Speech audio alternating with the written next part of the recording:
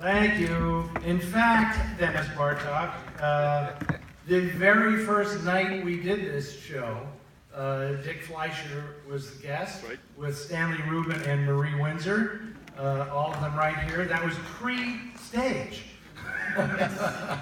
This is the first time in 21 years I had actually been this high up so I can see everybody in the audience. So thanks for that too.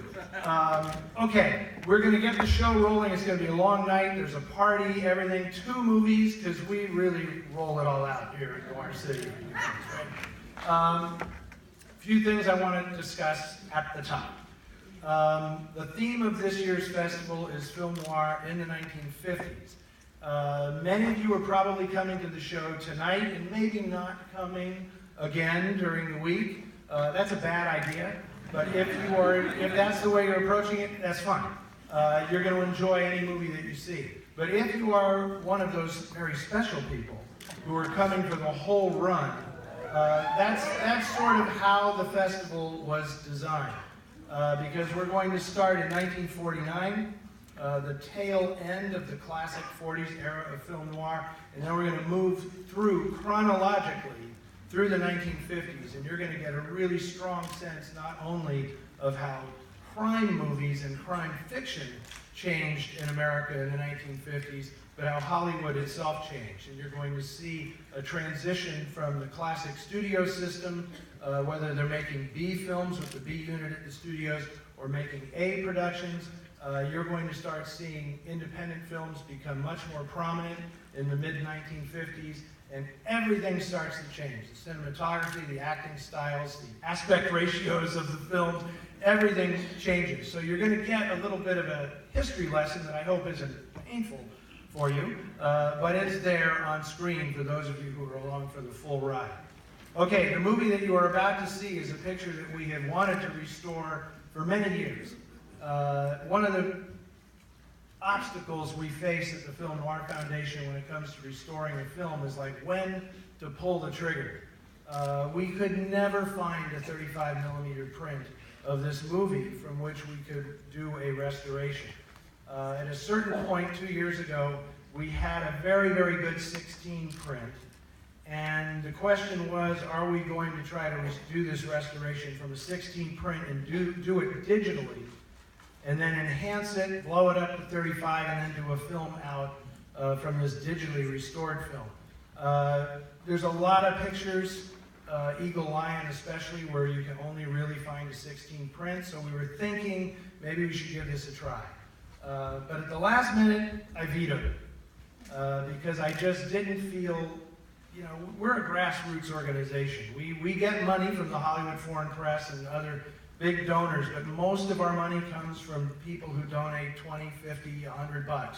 And I don't want to waste their money on something that isn't going to be beautiful in the end.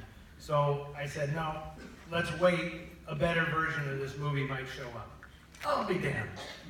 2 months later, a collector in upstate New York deposited his pristine 35mm print and trapped at the Harvard Film Archive, and we quickly made a deal, and our good friends at UCLA took that into a receipt, and we were able to do a complete restoration, creating a new negative and everything at this film. So, I'm very pleased about that. I do want to say, I'm going to introduce this movie in just a second, but heads up, at the end of the film, I know you guys are going to be thirsty as hell and want to get in the booze line outside. But bear with me, we're going to try something new this year. I'm going to be doing a little contest at the end of the first film. You have to stay in your seats, and anybody in this auditorium can win. So stay in your seats at the end of the movie, and there'll be a nice surprise, okay? Now, as for Trapped, how many people were here when we showed Cy Enfield's Try and Get Me? We did a restoration of that. Remember how great that was? Okay, Lloyd Bridges essentially plays the exact same guy in this movie. And I think that Dick Fleischer must have seen Try and Get Me and said, or I'm sorry, the other way around, that Cyril Enfield saw Trapped and said, that's the guy to play Jerry Slocum in Try and Get Me, because he's absolutely extraordinary.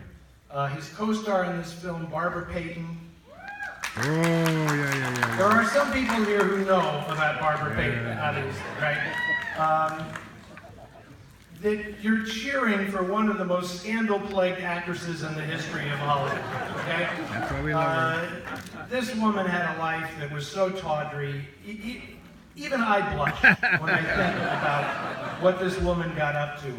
But she is truly a noir character. She had a ferocious love affair with Tom Neal, the star of Detour. That is like when worlds collide with those two, right?